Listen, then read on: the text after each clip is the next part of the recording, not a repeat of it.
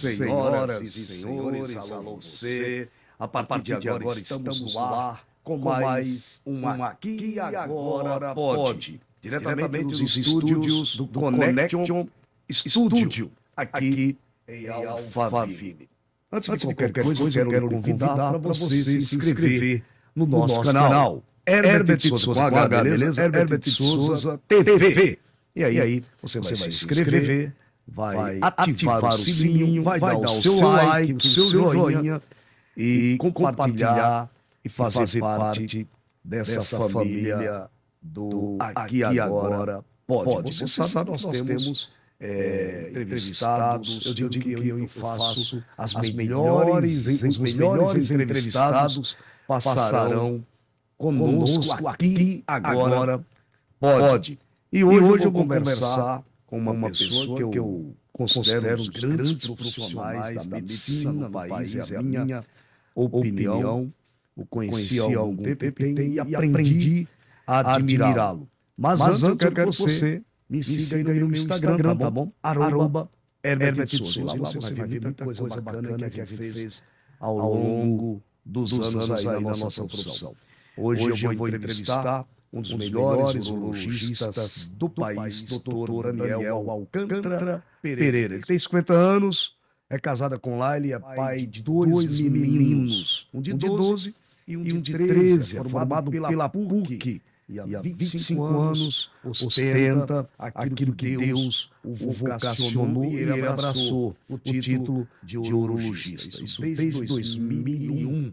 Ele é natural da capital São Paulo, nasceu ali no bairro tradicional da Vila Mariana. Fez residência de cirurgia geral pelo SUS, tem um trabalho também junto ao Hospital Sírio-Libanês, atuou e atua se preciso for como professor, foi professor da PUC, da Unifesp por 6 anos, e hoje tem a sua clínica. Atualmente tem um consultório, uma clínica, um consultório privado na zona oeste de São Paulo, mais precisamente ali no Alto da Lapa, ali na Cerro Corá. Daqui a pouco o doutor passa o endereço. Quero cumprimentar o doutor Daniel Alcântara Pereira. Seja bem-vindo, doutor. Bom dia, boa tarde, boa noite. Porque a gente sempre exibe o nosso programa, doutor, às terças-feiras, ao meio-dia. Mas depois fica no YouTube, a pessoa vê de madrugada, durante o dia, durante a noite.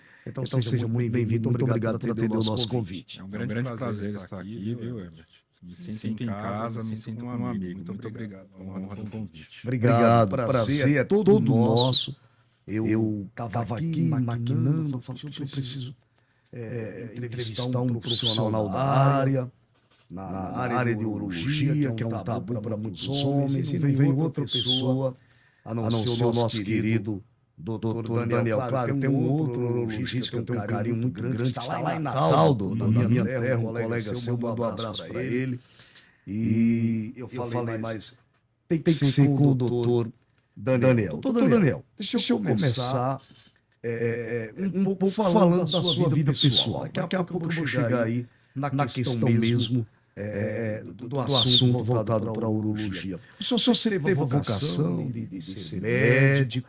Conta um pouco da sua infância, como foi o menino Daniel. Eu acho que a vocação sempre esteve presente, viu, Herbert? Meus pais falam que quando eu fui num dentista para tratar os dentes, para colocar aparelho de ortodontia, o dentista me elogiou, falou, nossa, você tem uma boa destreza com as mãos. Então, quem sabe aí você pode ser um cirurgião, pode ter alguma coisa. E aquilo ficou. E na época do antigo colegial, né, hoje o fundamental ensino médio, né? Tinha que escolher se você ia para a área de biológicas, exatas e humanas, e a partir dali eu escolhi biológicas e foi quase como um caminho natural. Vestibular, faculdade, então sempre muito atento. Mas a vocação já estava ali presente, né? Mas por curiosidade eu não tenho nenhum membro da família médica, a não ser um tio muito distante, ortopedista de Leme já falecido, mas perto de mim assim não tinha uma figura de referência mesmo da profissão. O senhor já respondeu a pergunta que eu ia fazer, quer dizer, por acaso seu pai, sua mãe, já respondeu, não eram da área... A minha mãe é professora, foi professora de ensino fundamental, trabalhava no ensino público, e o meu pai é engenheiro têxtil, né? Uma engenharia diferente. Tinha nada a ver com nada a ver. Mas eu me lembro de ter visitado uma vez uma fábrica, ele trabalhava na Ródia, né?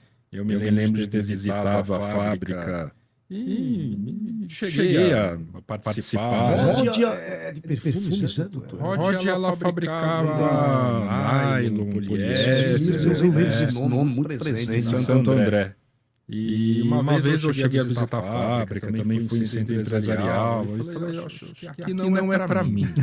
Eu acho que pelo menos engenheiro eu acho que eu não vou seguir. Meu pai nunca me impressionou, nunca exigiu nada para que eu seguisse alguma profissão específica. Doutor, o senhor perceba assim, é um homem muito centrado.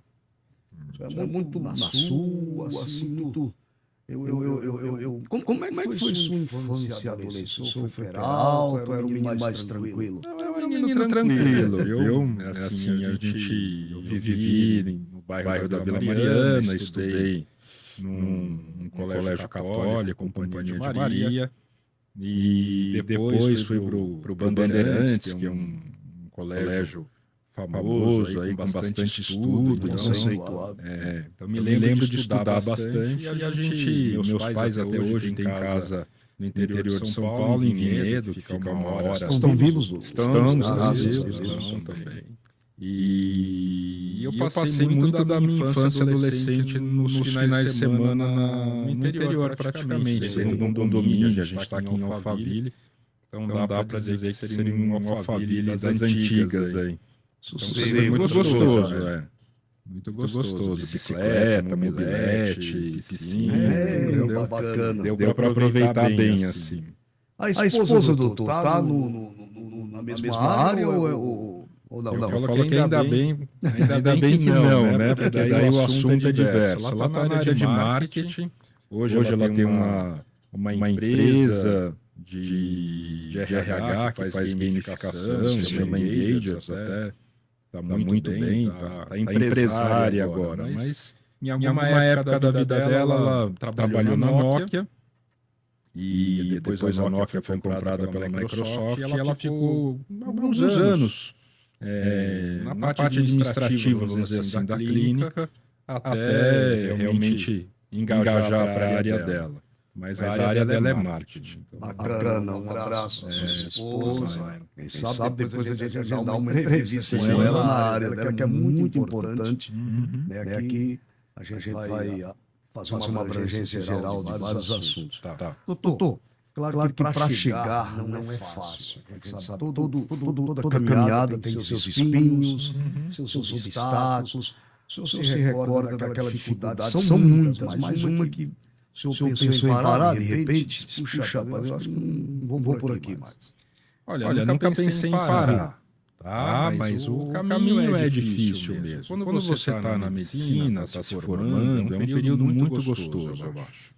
Então você é uma faculdade integral, são 6 anos, então você tem contato de um colega desde 18, 17 anos até o formando, que está com 24, 25 anos.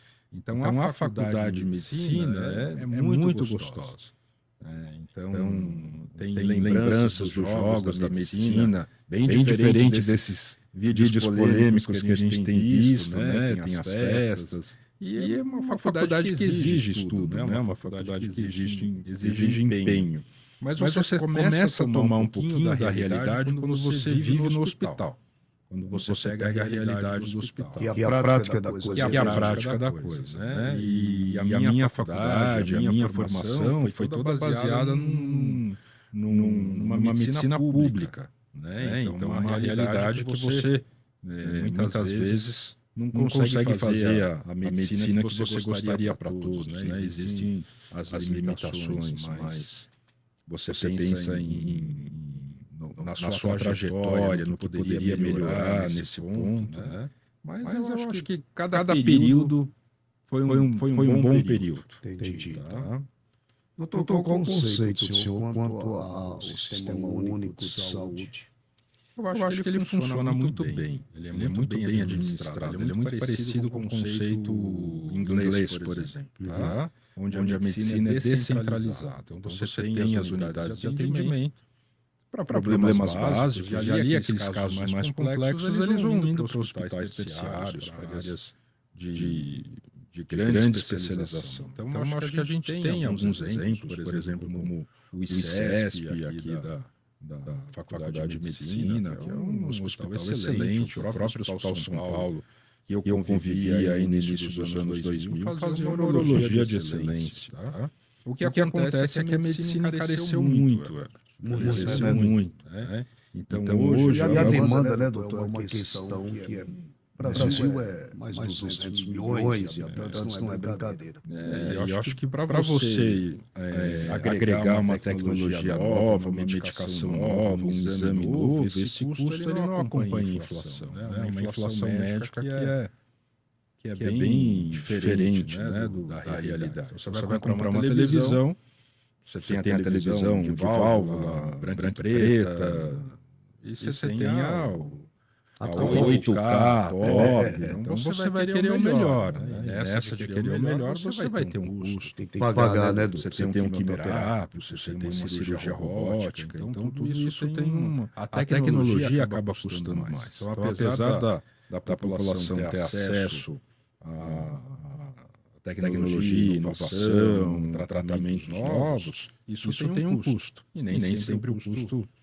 E hoje ter um plano de saúde custa muito caro, né, doutor? Infelizmente, a relação vamos dizer assim, desse triângulo, né? Então você tem de um lado o médico que reclama da má remuneração, de outro lado você tem um paciente que reclama dos custos elevadíssimos, dos aumentos abusivos que ocorrem quase que anualmente, né?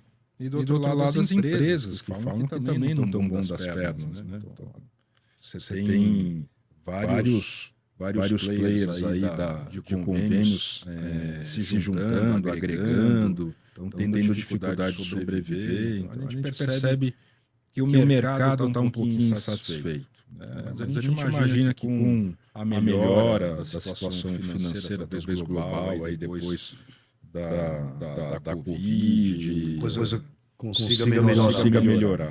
Doutor, deixa eu falar sobre abordar um assunto. O senhor fez residência em cirurgia, que é uma das especialidades do senhor, cirurgia geral, inclusive pelo SUS, no Heliópolis.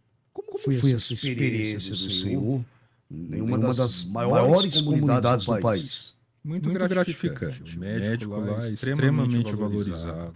Extremamente valorizado. Então, a comunidade entende que o hospital lá está para ajudar. O ambulatório era praticamente dentro ali da entrada da favela. Existiam assim, boatos de pessoas que saíam do hospital, foram abordadas, mas o respeito para o médico era pleno. E o médico, ele sempre vai, o médico que fez uma faculdade em um hospital público, que fez uma residência em um hospital público, é fundamental que ele tenha contato com a população em geral. Né? Pelo menos para a realidade. Pelo menos para com você nunca aconteceu absolutamente nada e sempre teve um respeito muito grande. Respeito enorme. Você vai para aquela favela, você vai para aquela comunidade, não sei o quê. Cuidado, né, doutor? Você tem. E lá a gente não escolhia, assim, tinha preconceito. Esse daqui... talvez ele tenha feito alguma coisa errada fora da lei, ou esse daqui ele tem ele é policial. Nada, pra gente era paciente como outro qualquer. A gente estava ali para ajudar, a gente estava ali para aprender. Então foi uma excelente escola. Um hospital grande, um hospital que foi... eles dizem que foi planejado pelo Exército Brasileiro. Então um hospital realmente de ponta aqui. Com grande volume. Que bacana. Então era baleado, era esfaqueado. Então tinha material humano, atendia. Tem casos curiosos, que eu me lembro de um paciente que tomou 17 tiros do pescoço para cima e sobreviveu. 17 tiros do pescoço para cima e sobreviveu. Então tinha casos assim que você lembra o nome, o rosto da pessoa até hoje, depois de 30 anos. Fica na memória. Esse é um caso curioso. Esse rapaz tomou 17 tiros do pescoço para cima e sobreviveu. Um verdadeiro milagre. Se você lembrar de um outro aí também chamou a sua atenção? Sempre tem muitos casos. Tem casos de criança que a gente se emociona, ou mesmo de idoso que fica muito tempo internado. Então a gente vê a recuperação, vê o paciente melhorar. Qual foi o da criança, doutor, se você se recorda? Isso é um depoimento muito importante, você que está acompanhando o nosso aqui agora. Pode estou entrevistando os melhores urologistas do Brasil, o doutor Daniel Alcântara Pereira. E ele atendeu ali na comunidade de Heliópolis, aqui em São Paulo, uma das maiores do Brasil. Ele disse que atendeu um homem que tomou um tiro, um rapaz, tomou 17 tiros de pescoço para cima e sobreviveu. E agora de uma criança, se o senhor voltasse um pouco aí essa cena, o senhor falou uma frase que me pegou. Eu também me emociono. Geralmente médico é difícil se emocionar. A gente se emociona assim, a gente às vezes é mais contido, né? Uma hora para a gente manter o nosso padrão ali de seriedade, até para passar tranquilidade também para os pacientes familiares. Mas foi uma criança que eu tinha me formado já em urologia, eu estava num grupo de urologia pediátrica da Escola Paulista de Medicina, e eu dava uma assistência também para a PUC, que é a sede em Sorocaba, né? E assim que a criança nasceu, me ligaram, falando, olha, ela tem um probleminha na bexiga. Ela nasceu com a bexiga aberta, uma estrofia de bexiga. Então, ao invés da bexiga estar fechadinha, a bexiga ficava aberta como se fosse parte do abdômen da criança. A bexiga não é uma bolinha, ela ficava aberta como um livro. E a criança tinha 5 dias de vida. E a cirurgia foi 6, 7 horas de cirurgia. Delicadíssima. E eu me lembro que quando eu voltei para casa, e minha esposa perguntou assim, nossa, mas 5 dias de vida, já operando, uma cirurgia grande, operando bexiga, nossa, não imaginava que a criança tinha um problema desse, né? E aí eu olhei para o brinquedo do meu filho mais novo, que era um navio pequenininho, eu falei, olha, tá vendo esse navio aqui? Esse era o tamanho da criança. Tá? Então, a delicadeza que você tem para fazer a cirurgia, toda essa destreza, e desligar um pouquinho, né? Então, naquela hora, a dedicação é para o paciente, a gratificação da criança está bem, você sai bem. Na época foi uma emoção. Principalmente por filhos pequenos, né? Já tinha os dois meninos. Já tinha os dois. Realmente muito emocionante. Não imaginei uma criança com apenas 5 dias de nascida passar por uma cirurgia e uma prova de fogo, né, doutor? Que a tecnologia na época não era tão avançada como hoje. Né? Sim. Então a medicina ela cresceu demais, principalmente na área de diagnóstico. Na minha área, principalmente a cirurgia endoscópica, né? Então a urologia ela consegue utilizar a endoscopia, a gente consegue fazer as cirurgias pelo canal da urina, e a tecnologia principal que é a robótica, que está no Brasil já há mais de 15 anos. Né? Então a gente... Pronto, o senhor é pós-graduado em uro-oncologia, inclusive com passagens pelo Hospital Sírio-Libanês, conceituado, doutor. Queria que o senhor falasse a respeito exatamente dessa questão da cirurgia robótica. O senhor falou aí pelo canal da urina. Pode-se realizar uma cirurgia, doutor? Pode. Então, toda vez que você usa um orifício natural do corpo, seja o nariz, o ouvido, a boca, a gente fala que isso é uma endoscopia. Então, quando a gente usa o canal da urina, a gente fala que é uma endoscopia urológica. Então, a endoscopia é principalmente usada para fazer as cirurgias benignas da próstata, quando a próstata cresce, a gente vai fazer uma raspagem, ou quando vai acessar um rim para tirar um cálculo renal. Já a cirurgia robótica já é uma outra tecnologia, muito parecida com a laparoscopia. Talvez as pessoas estejam mais familiarizadas com a laparoscopia, por exemplo, para tirar uma vesícula. E a cirurgia robótica, você tem um robô mexendo nas pinças enquanto o cirurgião ele fica num console. Ele fica com um joystick, muito parecido. Isso é uma entrada pelo canal da urina? Não, esse por um furinho na barriga. Furinho na barriga. Da urina já é outro. O urina já é mais a parte endoscópica. Mas isso é a grande gratidão da urologia, né? Então você tem várias áreas. Eu comentei aí um caso de criança que nasceu com defeitinho, falei das cirurgias endoscópicas, falei da cirurgia robótica. Você estava comentando na minha especialização em urologia, né? Então, realmente a urologia é uma área muito ampla. Doutor, eu vou entrar direto agora. Há um tabu muito grande ainda entre os homens, por isso que temos a campanha aí do Novembro Azul, Novembro Azul, exatamente para conscientizar os homens.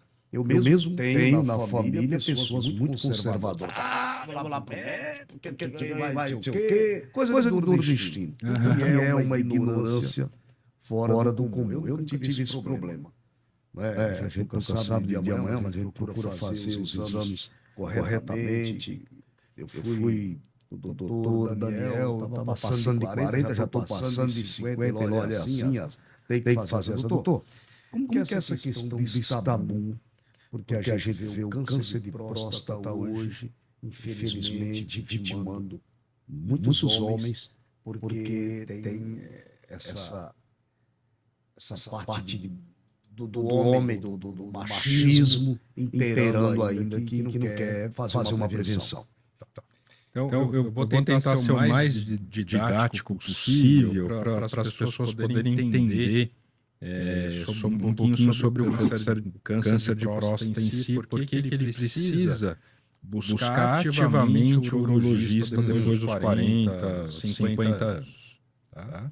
Então, a primeira coisa é prevenção. Então, quando a gente fala a palavra prevenção, a gente precisa separar o que é prevenção primária e o que é prevenção secundária. Então, prevenção primária, você usa a vacina, você coloca a máscara, você usa álcool gel, você usa sapato, faz saneamento básico, coisas para você evitar que a doença vá se instalar. Então, você para de fumar, você faz atividade física. Tá? A prevenção secundária, você não consegue impedir que a pessoa vá ter a doença. Então, o urologista, a gente não consegue impedir que um paciente possa ter câncer ao longo da vida dele. Entendido. Então, se tiver no seu script, se tiver anotado ali na sua vida que você um dia pode ter câncer de próstata, a gente é muito limitado para poder te ajudar nesse aspecto. Vai ter. Se tiver que ter, vai ter. Então, a gente pode orientar você a fazer atividade física, controlar o peso, uma série de fatores que vão te ajudar. Mas impedir de ter, a gente não vai conseguir. Então, o primeiro ponto, que o câncer de próstata, na fase inicial, ele é assintomático. Essa palavra agora todo mundo já sabe, é assintomático. Não tem sintoma. Então, o paciente não dói, não vai levantar à noite, não muda nada. Tá? E Herbert, não adianta você ir todo ano, ou a cada 6 meses, ou toda semana no urologista, que eu não vou impedir você de no futuro ter câncer. Tá? Então, a prevenção secundária, o que é? Eu vou descobrir a doença numa fase precoce. Eu vou descobrir a doença numa fase que eu consigo te curar. Eu consigo descobrir a doença numa fase que eu consigo te curar com um tratamento menos invasivo, com um tratamento menos agressivo. Esse seria, doutor, sem querer atrapalhar, o pulo do gato. Isso. Então, a prevenção secundária do câncer de próstata ela tem que ser ativa. Então, se o paciente está bem, do ponto de vista miccional, né? Então ele está urinando bem, ele não está emagrecendo, não sai urina com sangue, não tem sinal. Então, o câncer de próstata ele não dá um sinal. Não é que você acorda um dia e fala assim, eu acho que eu estou com câncer de próstata. Isso na fase inicial. Evidente, numa fase mais avançada, você vai ter os sintomas urinários, você pode até ter emagrecimento, dor, mas na fase inicial você não vai descobrir. E como faz o diagnóstico? O diagnóstico é feito através do exame que chama biópsia da próstata. Tá? Só que esse exame é um exame invasivo. É um exame que você não vai conseguir fazer todo ano para o paciente, nem a gente pede um hemograma, que nem a mulher faz um Papa Nicolau, por exemplo. A biópsia de próstata, a equivalência dela seria um paciente que está com uma suspeita de infarto fazer um cateterismo. Então, nunca o cardiologista vai indicar fazer um cateterismo logo de cara. Então, você chega no cardiologista e fala assim, doutor, eu vim aqui fazer um check-up. Ele não vai pedir um cateterismo. O urologista, doutor, eu vim aqui para saber se eu tenho um câncer de próstata. Ele nunca vai te pedir uma biópsia. O que ele vai fazer? Vai avaliar o seu risco. E esse risco é avaliado em dois pontos principais. O PSA, que é um exame de sangue, e é o toque. O toque retal. Certo. Que aí é uma questão que muitos embarreiram, né, doutor? Criam aquela dificuldade, não vou fazer isso, não vou. Nós homens, né? O toque é um exame rápido, tá? E os pacientes eles têm muito medo do toque ser doloroso. Tá? Existem algumas técnicas, tá? Principalmente posicionamento do paciente. O médico que conversa com o paciente, que ele tenha confiança. Tá? Então você tem maneiras de deixar o exame mais confortável. A gente escuta muito por aí, doutor. Eu falo numa linguagem mais popular. Ficar de quatro, doutor, ficar de que é isso, tal. E não tem nada disso. Existem alguns trabalhos que já fizeram uma comparação da posição. Paciente de quatro, paciente de barriga para cima, paciente de lado. Então, você também vai, o médico também está livre para determinar o que é o melhor para aquele paciente. Profissional. Às vezes um senhor que tem dificuldade para subir na maca, um obeso, isso pode mudar também. Mas existe um posicionamento que é melhor. O que pode acontecer, às vezes o paciente sentir um desconforto, tá? Uma vontade de querer ir ao banheiro, fazer xixi, mas não costuma ser um exame doloroso. É um exame rápido. Então eu falo para o paciente, às vezes tem médico que fica discutindo 15 minutos, meia hora, tem que fazer, não tem que fazer. Em 2 minutos a gente resolve. Eu falo para o paciente, deita lá. Em 2 minutos você volta a estar sentado de novo. Não precisa ter muito drama, é uma coisa que tem que fazer. Tá? Isso não vai tirar a masculinidade sua. Hoje em dia mudou. Está mudando, né? Eu tenho um paciente que chega para mim e fala assim, doutor, eu vim aqui porque o meu outro urologista, não sei, ele não quis fazer o exame. Tá? Ou vim aqui, o toque. Ou vim aqui porque o meu outro urologista não fez o toque, e eu falei isso para minha esposa, e minha esposa falou não. Tem que fazer. Tá? Então, hoje eu escuto muito mais o paciente exigir do médico fazer do que o médico oferecer para ele não fazer. A primeira vez que eu fui no urologista foi com o senhor. E eu já cheguei lá e disse, doutor, eu gostaria de fazer o toque, sem problema. Não teve, foi muito tranquilo mesmo. E a gente tem que se cuidar, é o que o doutor está falando. Você pode até ter o câncer de próstata. O urologista vai evitar, sim, você já está predestinado para isso. Mas você pode evitar o pior, morrer por conta do câncer, é isso? E a gente tem exemplos até de um grande urologista que faleceu por câncer de próstata. Ele era presidente da Sociedade Brasileira de Urologia. Morreu câncer de próstata. Ele fala que é o destino, né? A história é que fez o PSA 1 ano, esqueceu de fazer no dia seguinte, no ano seguinte, ficou 2 anos sem fazer, e quando foi fazer estava PSA de 50. E o normal seria até 4, né? Doutor, essa dificuldade de urinar que o homem tem às vezes, o jato não tá legal, aí ele vai segurando, aí eu não vou, tá tudo bem, isso aqui vai acabar, e a coisa pode tomar outro rumo. Essa seria outra doença da próstata, que coincide muito com a mesma idade, acima dos 40, 50 anos, que é hiperplasia prostática benigna. E a próstata que começa a crescer. Tá? Muitos perguntam, hiperplasia. por que a próstata cresce? A gente vai falar que é baseado na idade e é baseado no hormônio, na testosterona. Então, se você tem um garoto com 18 anos com a testosterona lá em cima, a próstata dele vai ser normal, ela não vai estar crescida. Mas esse mesmo garoto com 40, 50 anos, a próstata dele vai começar a crescer. Se eu pego uma criança antes da puberdade e faço uma castração, eu tiro os testículos, o eunuco, a próstata dele não vai crescer pelo resto da vida dele. Então ele pode ficar mais velho, mas o fato dele não ter a testosterona vai fazer com que a próstata dele fique pequenininha. Sempre. Agora você pergunta, Daniel, mas por que eu tenho a minha próstata de 40 gramas e o meu vizinho tem de 80? Então tem uma carga genética, provavelmente os pais do vizinho, os familiares do vizinho tinham uma próstata aumentada, e tem alguns fatores que são também do cotidiano, do estilo de vida. Isso depois dos 40? Depois dos 40 que ela começa a crescer. Tá? Mas não é uma regra, tá? As pessoas às vezes ficam preocupadas porque vão fazer um exame de ultrassom e vem uma próstata com 40 gramas. Então, primeiro de tudo, lembra que eu falei do câncer? Que era o toque e o PSA, o ultrassom ele não acha câncer. Então às vezes o paciente ele fica muito preocupado. Ele vem um ano assim, a próstata 42 gramas. Aí no ano seguinte ele volta no urologista, a próstata está 48. Aí ele falou, doutor, minha próstata cresceu 6 gramas.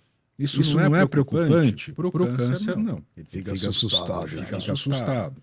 Tá? Então isso é mais a hiperplasia. E não quer dizer que toda a próstata grande a gente vai operar, a gente vai medicar. Tem tratamento para isso. Tem tratamento para isso. Doutor, e a vasectomia, que é uma coisa muito comum.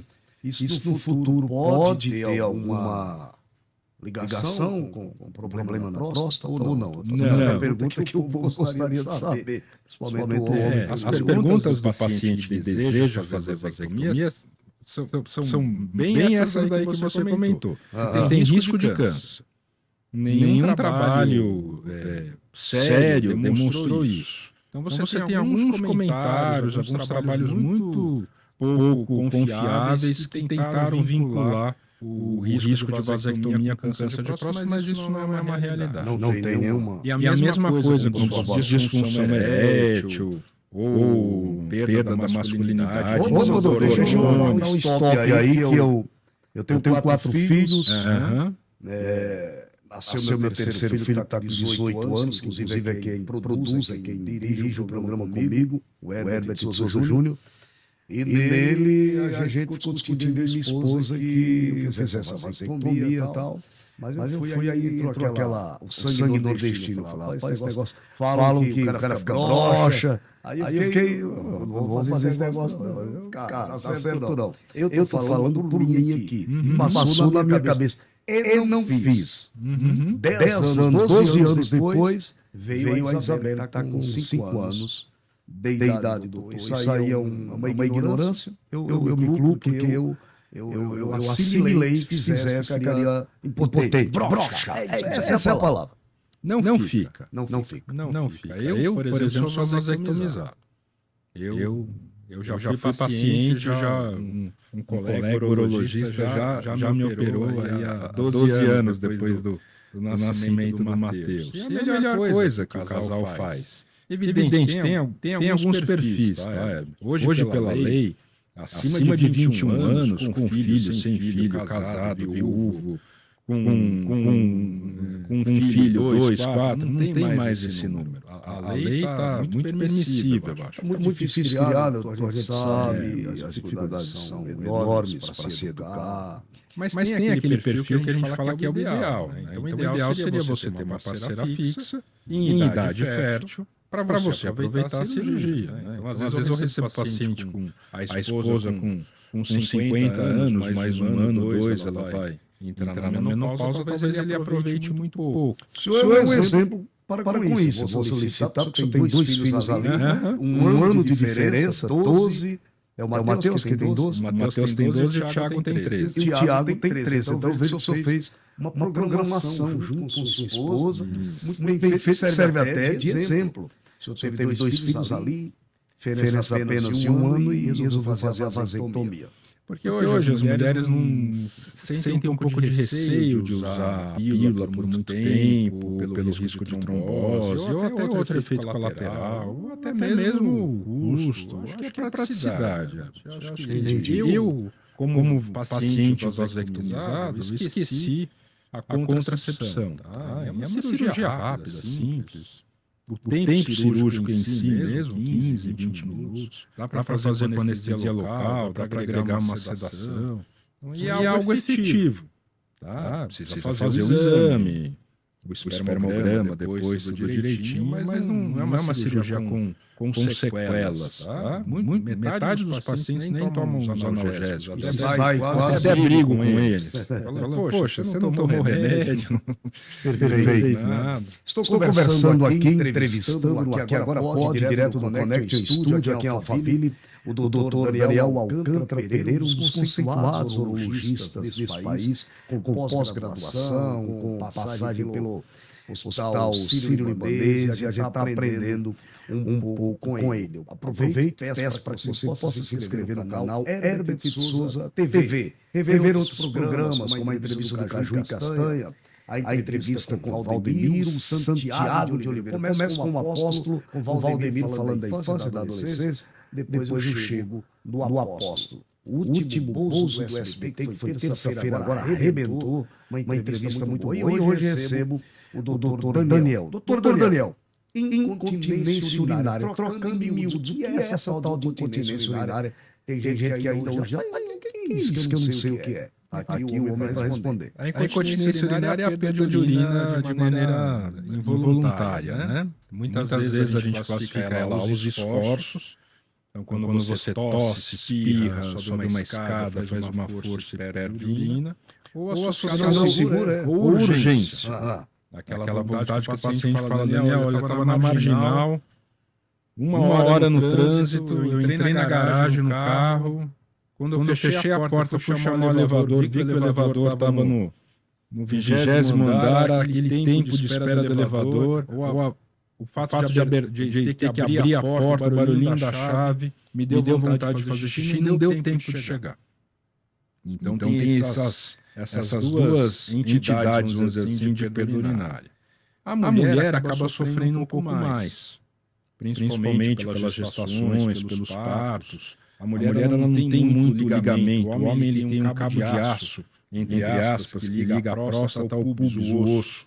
Tá? A mulher não, ela tem algumas fáscias musculares que podem ceder ao longo da vida, principalmente por conta das gestações, é um fator de risco. E toda vez que ela vai tossir, vai espirrar, ou até mesmo durante a relação, acaba escapando urina. É a bexiga baixa? É a bexiga baixa, é a bexiga caída, a gente pode popularmente falar isso. Nem sempre você vai ter associação. Tem cirurgia para isso também, né? Tem cirurgia para isso. É uma cirurgia não muito complexa, que você faz com uma incisão na região próxima da vagina e consegue colocar uma redinha, que a gente chama de sling, onde ela faz uma pressão sobre a uretra, evitando que ocorra essa perda. Mas tem uma porcentagem de incontinência que é idiopática. Idiopática, outro nome feio da medicina, é quando a gente não consegue saber a causa.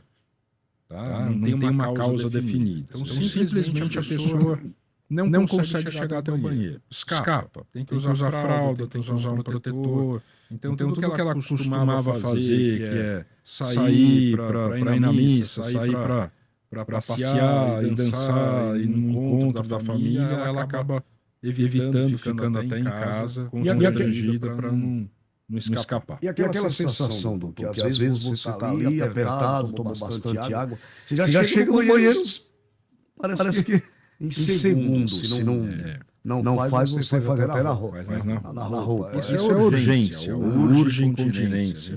Na urologia a gente chama de bexiga molhada. Tá? A maioria das vezes, nesse caso, a gente consegue tratar com medicamento. E pode até precisar de cirurgia, como até um fato curioso aí, o Botox. Então, o urologista também usa o Botox, mas ele usa o Botox na bexiga. Então, a gente consegue passar um aparelhinho pelo canal, uma endoscopia urológica, chega até a bexiga e ali vai injetar o Botox em 30 pontos da bexiga para fazer a bexiga um pouco mais calma. Incrível. A bexiga é um órgão oco. Robótica também essa? É endoscópica. Pelo canalzinho. Então, essa urgência, ela está muito condicionada a essa vontade imperiosa de querer sair correndo de ir no banheiro e não dá tempo. E vai piorando com o passar dos anos. Doutor, ejaculação precoce. É um dos tabus aí, que vem muita propaganda, muito remédio, não sei o quê. É uma coisa muito comum entre os homens. O que o senhor tem a falar sobre ejaculação precoce? A ejaculação precoce também é algo que a urologia não consegue explicar muito bem, muito claramente. Mas a gente sabe que existem pelo menos aí uns 5 centros cerebrais que vão comandar a ejaculação. E a gente tem pelo menos 4 neurotransmissores que vão comandar a ejaculação também. Tá? Cabeça. Então é muito importante que o paciente entenda que a ejaculação precoce não tem um perfil psicológico específico. Tá? Então não é todo ejaculador precoce que é um sujeito ansioso. Não é porque é falta de experiência. Tá? Não é porque ele está nervoso que a namorada é nova. Então isso pode ocorrer por um defeitinho, vamos dizer assim, do sistema nervoso central dele. Pode acarretar desse raciocínio o medo dele de repente broxar, vamos ser bem. Ou se eu não correr aqui, vai dar errado. É ansiedade de performance. Esse é o nome. Então o paciente, por exemplo, tem ejaculação precoce desde os 18 anos. Se ele casar e mantiver casado por 15 anos, ao longo da vida dele, 70% dos casos vão piorar e 30% vão ficar igual. Então, mesmo sabendo que a esposa não vai embora, que ele já constituiu família, que ele está num ambiente calmo, seguro, a ejaculação precoce vai ocorrer. Para isso tem tratamento. Geralmente o tratamento é baseado nesses neurotransmissores, onde a gente vai usar uma medicação, muitas vezes de uso contínuo. E a gente sempre brinca que o tratamento não é precoce, o tratamento é longo, ele tem que ser 1 ano a 2 anos de tratamento, e é caso a caso. Adaptação de dose, adaptação de remédio. E se o paciente para de usar, ele vai voltar ao estado anterior. Então ele vai precisar trabalhar bastante junto com o urologista essa medicação. Tem que ter um feedback para voltar, para falar se melhorou, se não melhorou, qual a expectativa. Porque em resumo, o que a gente tem? Foi feito trabalho. Tá? Com cronômetro, onde a parceira ajudou. E a média mundial são 5 minutos. 1 minuto e meio a menos, 1 minuto e meio a mais. Então, resumindo, 85% da população vai ejacular entre 3,5 e 6,5. Mas às vezes aparece um jovenzinho falando, mas o meu amigo ficou 40 minutos. Qual é o normal, doutor? O normal 5. Sim. Essa é a média da população. Tá? Que está dentro do normalidade. Está dentro do normal. Agora o paciente ele pode exibir a queixa dele, falar, olha, eu queria um tempo maior. Ou tem casais que a gente percebe que o homem tem ejaculação até em menos de 3 minutos e meio, mas eles estão felizes. Com esses comprimidos que a gente vê hoje, Viagra, Cialis, tem uma série deles, doutor.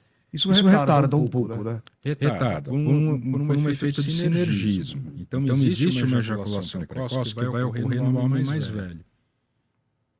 Então um homem com 40, 50 anos, quando ele percebe que a ereção dele não vai se sustentar por muito tempo, um efeito até da própria natureza. A natureza é sábia. Então você está ali tendo relação para procriar. A sua ereção não é o suficiente para manter lá por muito tempo, ele já vai ejacular. Porque o nobre da relação sexual é a procriação. Mas você fala, não, mas eu estou tendo a relação para ter prazer, para prolongar o prazer. Mas como você não consegue sustentar a ereção por muito tempo, você acaba ejaculando um pouco mais precoce. Por isso que o tratamento com essas medicações que você comentou, Viagra, Cialis, Levitra, são os inibidores da 5-fosfodiesterase, elas vão atuar também na ejaculação. Doutor, tem algum risco? Essa é uma pergunta muito frequente, né, de usar esses vasodilatadores. Essa é a palavra? Corrija, por favor. Tem gente que... Tem alguns exemplos aí, não vou citar aqui, mas algumas pessoas que morreram nas madrugadas, inclusive artistas, não vou citar aqui com todo respeito, mas eu tenho uma desconfiança muito grande e talvez o coração não aguentou. Há esse risco? Essa pergunta é excelente. Então, vamos lá. O medicamento em si ele é um vasodilatador. Então, ele não vai causar, por exemplo, hipertensão. Tá? Ele não vai aumentar a sua pressão. Ele até abaixa um pouquinho. Mas abaixa tão pouco que você não vai perceber essa queda de pressão. O que acontece é que durante o orgasmo, durante a ejaculação, existe um gasto calórico muito grande. Existe um empenho, uma necessidade do seu coração bombear sangue muito grande. Como se você estivesse correndo na esteira a 11 km por hora. Tá? Quem corre esteira, que anda a 3,5, a 5, ou trota com 8 km por hora, tenta colocar 11. Esse é o esforço que o seu coração vai precisar fazer para bombear sangue no momento do orgasmo. Então, o que eu falo para você? Que esses medicamentos, diretamente, eles não afetam o batimento cardíaco, não afetam a pressão, não aumentam o risco de AVC ou de infarto. Mas a atividade física, que é a relação sexual durante o orgasmo, isso é um fator de risco para aquele paciente que tem insuficiência coronariana. Então ele poderia morrer jogando tênis, subindo bola, subindo uma escada, vendo notícias do jornal, discutindo no trânsito. Perfeito. Aqui é sem truques e sem maquiagem. Vou dizer para o senhor, graças a Deus, eu tenho uma vida ativa boa. Sexualmente, sou casado há 31 anos, mas uma vez eu fiz um teste. Comprei um Levitra aí de 5 vezes esquentar as orelhas. Eu fiquei um pouco desconfiado, rapaz. Isso vai esquentar. Vai acontecer alguma coisa. Isso são os efeitos colaterais. Sei. Tá? Então o remédio ele foi formulado para gerar uma vasodilatação pélvica, uma vasodilatação na região ali do pênis. Só que existem alguns outros receptores espalhados no nosso corpo que também vão responder à medicação. Então tem uma vasodilatação do rosto. Tem alguns pacientes que falam de dor de estômago, outros de dor de cabeça, porque tem uma vasodilatação dos vasos ali da meninge. Então eu explico para o paciente o seguinte: o nariz entupiu, o rosto está vermelho, é um sinal que o remédio está funcionando. Então aproveita isso, é um sinal para você. Positivo. Olha aí, o nariz entupiu. A orelha esquentou, né, doutor? É sinal que o time está pronto. Doutor, olha, eu gostaria de ficar aqui, o assunto é muito interessante. Eu já vi que o meu produtor, meu filho que dirige um programa comigo, já fez algumas pontuações ali fortes. A gente vai ter outra pauta com o doutor Daniel, vai dar um tempo, mas ele vai voltar, porque tem muita coisa interessante para a gente tratar aí no programa só. Infelizmente não dá para a gente concluir o que a urologia, a especialidade desse profissional gabaritado como ele é, essa é a minha opinião, tem para passar para você e para mim. Veja a tranquilidade que o doutor explica. Isso que é bom, que é gostoso. A primeira vez que eu fui lá, cara, me sentia e vai meio assim, ele tranquilo, com a voz mansa dele, rapaz, daqui a pouco ele estava brincando. Doutor, eu queria que o senhor, antes das considerações finais, o senhor pudesse pontuar duas situações dentro da tecnologia, dentro da cirurgia robótica. Gostaria que o senhor... Tem a questão da cólica renal. E o senhor já falou da cirurgia robótica, mas eu queria que o senhor desse um ponto que que é crucial hoje para uma solução de uma situação, de um problema. Então são duas tecnologias que revolucionaram, vamos dizer assim, a urologia. Então, se a gente imaginar que há 20, 30 anos atrás se fazia um corte na região lombar para acessar o rim, cortando o rim para tirar um cálculo, e hoje você consegue, através de um aparelhinho, da finura de um canudinho bem fininho, uma câmera na ponta, chegar até o seu rim, onde está o cálculo, e através do laser pulverizar esse cálculo. Então você consegue limpar um rim inteiro com um procedimento em hospital dia, internando de manhã e saindo no final do dia. Então isso realmente é uma grande revolução. Que a gente fala de procedimento minimamente invasivo. A mesma coisa a robótica. Então a robótica, ela é uma cirurgia laparoscópica, ela é uma cirurgia onde você passa os portais com furinhos dentro da barriga para você acessar a próstata. Antigamente o paciente ficava 5 dias internado, 2 dias na UTI, transfusão de sangue. Os casos recentes a gente costuma dar alta no dia seguinte. O paciente opera de manhã, sai no outro dia, na hora do almoço, no dia seguinte ele sai de alta. Tá? Então a cirurgia robótica trouxe precisão, uma dor pós-operatória menor, tá? A parte funcional, vamos dizer assim, que essa cirurgia principal robótica, que seria a prostatectomia radical, que seria a incontinência e a impotência, a gente percebe uma recuperação mais rápida desses pacientes. Doutor, hoje ali no seu consultório, o senhor atende pessoas de 40 para cima. Eu falo que eu atendo desde a barriga da mãe. Tá? Então, às vezes até gestantes me procuram quando fazem ultrassom e percebem que o rim está dilatado, que tem um problema de bexiga. Então, a urologia, a gente brinca, a gente atende de 0 até mais de 100 anos, atende homem, atende mulher também. Mulher também tem rim, mulher também faz xixi.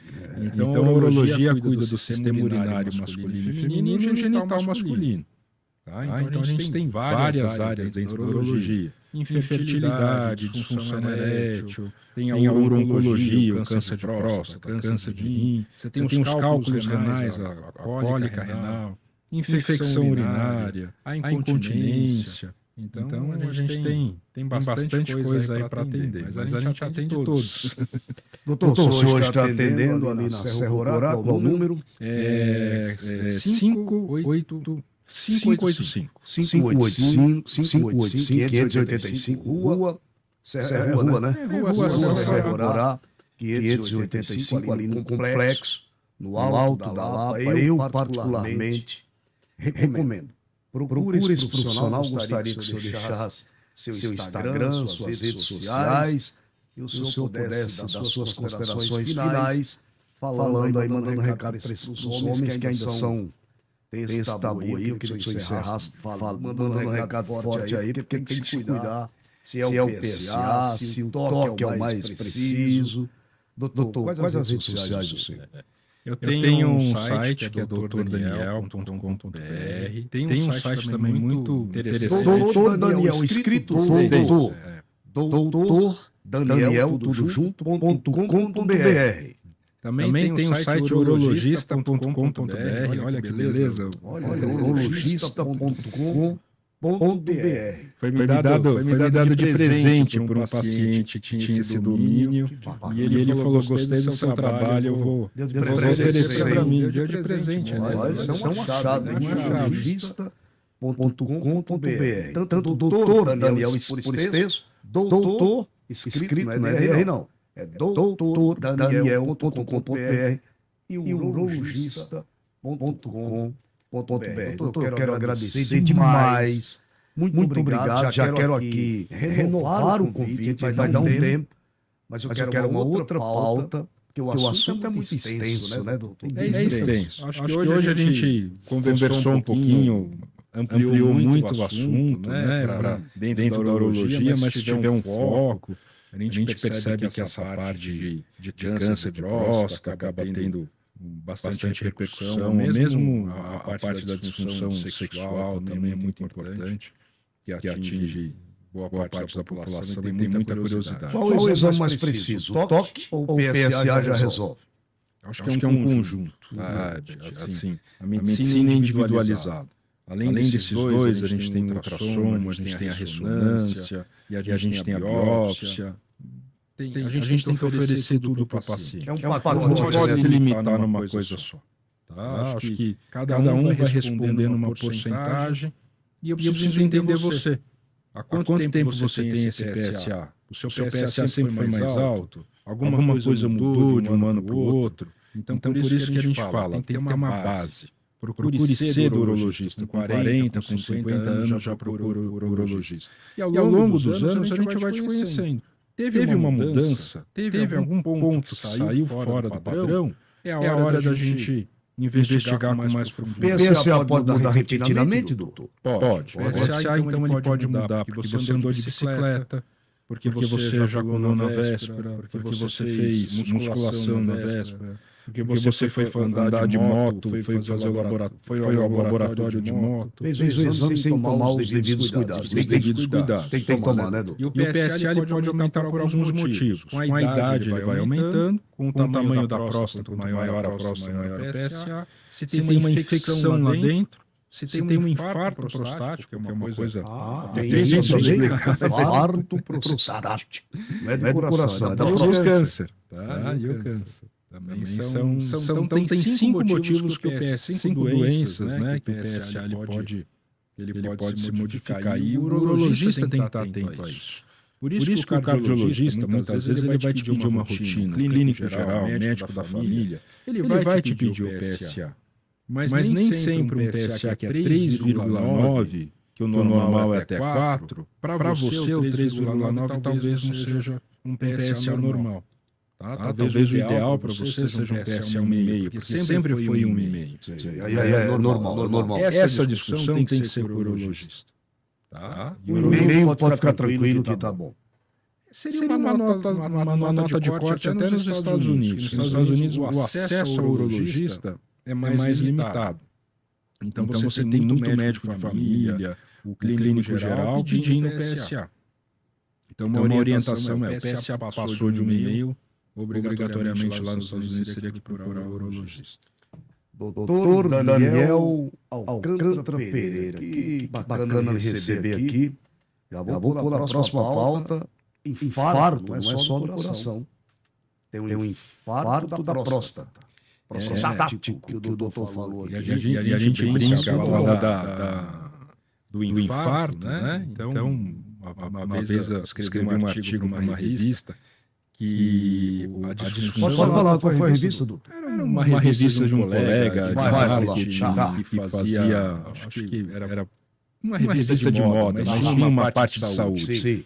E a ideia era correlacionar alguma coisa da disfunção erétil com a saúde do coração também. Né? Então a gente sabe que quem tem uma função sexual plena, muito provavelmente o coração está funcionando bem. Então a gente sabe que a artéria penina tem 1 milímetro, a coronária 4 e a carótida 10. Então a gente fala o seguinte: se está com disfunção erétil, pode acontecer um infarto em 4 anos depois, e pode acontecer um AVC 10 anos depois.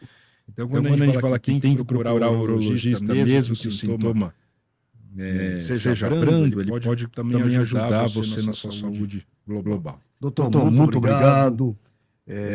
Continue com essa missão tão bonita que Deus lhe deu, de poder salvar vidas, que é uma forma de salvar vidas, porque tem muita gente aí, infelizmente, perdendo a vida em função do câncer de próstata. Muito obrigado, doutor Daniel. Agradeço muito a honra do convite e estou à disposição.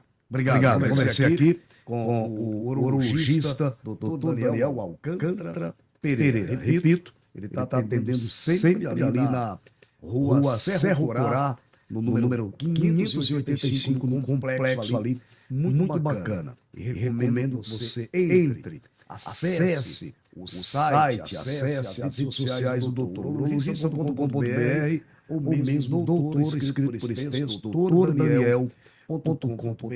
Muito obrigado pelo carinho da audiência. Lembrando que não se esqueça de se inscrever no nosso canal. Herbert de Souza com H, Herbert de Souza, tudo junto.